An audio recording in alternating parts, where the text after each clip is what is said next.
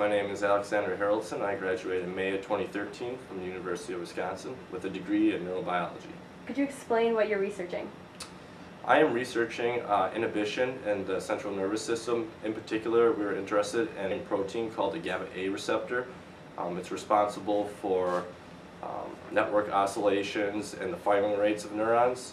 How did you first get into your lab?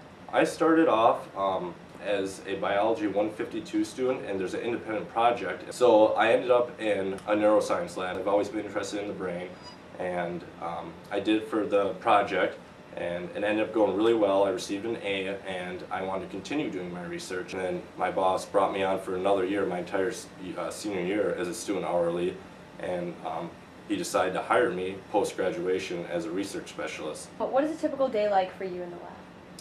So I have kind of dual roles in the lab. I'm an experimenter, and I also am the lab manager. In general, I culture human embryonic kidney cells. We're interested in the biophysics of the receptor. What would you say is your favorite part about working in the lab?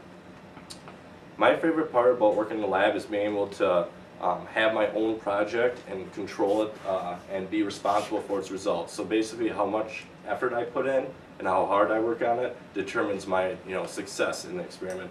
It's nice to be able to kind of oversee everything I do and be solely responsible and also reap the benefits of the success you get from your work.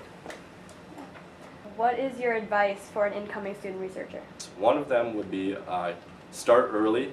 A lot of times your conception of what research is before you actually get involved isn't completely accurate. Research is kind of tedious, and it's not always mixing reagents to find a big explosion or to find a novel cure for something. It's a long and detailed process, and I would also say to prospective students that are interested in research to be patient and give it a chance. But it developed into a career for me, so I would say go with an open mind and definitely take advantage of the extensive research that UW-Madison has to offer.